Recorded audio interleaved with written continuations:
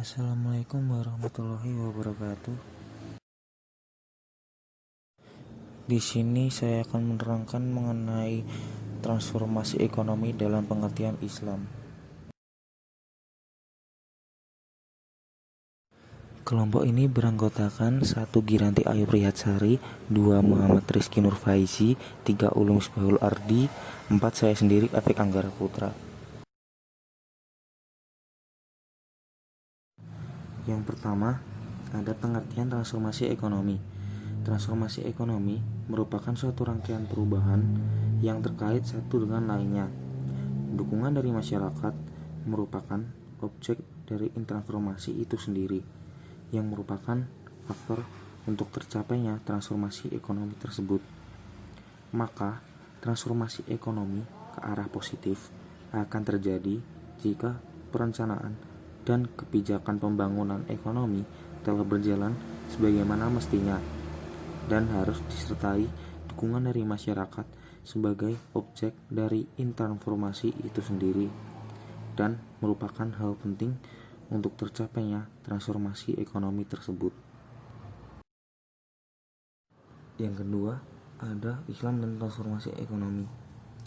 Ajaran agama Islam mendukung transformasi ekonomi yang sesuai dengan ajaran agama Islam. Jika tidak didukung berbagai hal, transformasi ekonomi tidak menghasilkan perubahan ekonomi, tidak menghasilkan akselerasi produksi, dan tidak menghasilkan barang dalam jumlah banyak. Berbagai hal yang harus mendukung transformasi ekonomi adalah: yang pertama, barang publik. Barang publik yang dibutuhkan masyarakat harus tersedia. Jangan sampai ada sengketa terhadap barang publik, sebab mengurangi kenyamanan masyarakat dalam menggunakan barang publik. Yang kedua, tugas pemerintah untuk memproduksi barang publik. Tugas pemerintah adalah mengurusi rakyat. Tugas mengurusi ini tidak hanya memposisikan pemerintah untuk mengentaskan kemiskinan pada rakyat miskin, namun juga memposisikan pemerintah untuk memenuhi berbagai hal yang menjadi kebutuhan bersama rakyat. Selama termasuk dalam lingkungan mengurusi rakyat, hal itu menjadi tugas pemerintah. Barang publik juga merupakan kebutuhan rakyat. Yang ketiga, sektor industri. Sektor industri mengandalkan berbagai peralatan dan mesin yang berfungsi mengolah bahan baku dan memproses produk. Berbagai peralatan dan mesin tersebut dibuat oleh perusahaan peralatan dan mesin. Bahan baku yang digunakan adalah besi dan berbagai metal yang telah dikaruniai Allah SWT untuk manusia. Yang keempat, ada sektor pertanian. Sektor pertanian mengandalkan ketersediaan lahan. Lahan luas berpotensi menghasilkan panen yang banyak, sedangkan lahan sempit berpotensi menghasilkan panen sedikit. Oleh karena itu, prinsip dalam sektor pertanian adalah membiarkan lahan menganggur dan tidak ditanami. Pengerjaan lahan pertanian harus maksimal. Nabi Muhammad SAW mendorong para petani untuk memaksimalkan pengerjaan lahan pertanian dengan mengungkapkan bahwa hasil terjelek dari memaksimalkan pengerjaan lahan pun tetap merupakan kebaikan. Yang kelima, sektor perdagangan. Sektor perdagangan mengandalkan kecepatan transaksi. Tawar-menawar seharusnya tidak membuang waktu terlalu lama. Selama harga masih memberikan keuntungan, penjual melepas produk. Demikian juga selama barang sesuai dengan keinginan pembeli secepatnya menerima harga. Dalam hal ini, dalam sektor perdagangan, dalam suatu hadis di Al-Quran, Allah pernah bersabda jika seseorang itu harus berbuat jujur dalam melakukan transaksi.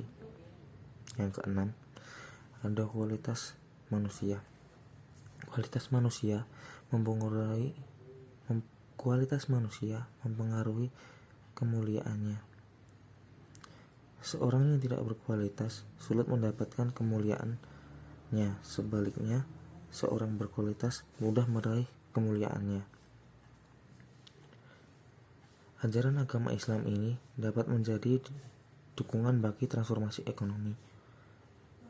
Sumber daya manusia yang bekerja untuk sektor industri dan sektor pertanian, perdagangan, dan pemerintahan adalah sumber daya manusia yang sehat, terdidik, berkualitas, dan bertakwa. Dampaknya, proses produksi pada semua sektor berjalan secara efisien dan efektif. Yang ketujuh, keterbukaan penduduk. Keterbukaan penduduk terhadap penduduk lain merupakan teknik otoritik yang efektif untuk menjadikan diri semakin lama semakin baik. Penduduk yang mencermati dan membandingkan dengan penduduk lain. Setelah itu, apa yang dipandang benar dalam hal ilmu dan teknologi dari penduduk lain tersebut diambil, seraya meninggalkan ilmu dan teknologi dari diri sendiri yang dipandang salah. Sedangkan apa yang dipandang salah dari peradaban atau pandangan mereka akan tidak diambil, di mana peradaban sendiri dianggap benar dan tetap dipertahankan. Ibarat menghirup udara, oksigen yang bermanfaat tetap di dalam tubuh, sedangkan karbon dioksidanya yang membahayakan tubuh dikeluarkan. Yang ke-8, ketidakadaan eksploitasi ekonomi. Eksploitasi ekonomi terlihat dengan dimakannya harta oleh pihak yang tidak berhak memakan harta. Sebagai contoh adalah pungutan liar yang mencapai 10%, sehingga seorang konsumen hanya dapat membelanjakan 90% pendapatannya. Yang dirugikan tidak hanya konsumen, namun juga seluruh perekonomian. Oleh karena itu, agama melarang Islam dalam mengeksploitasi ekonomi.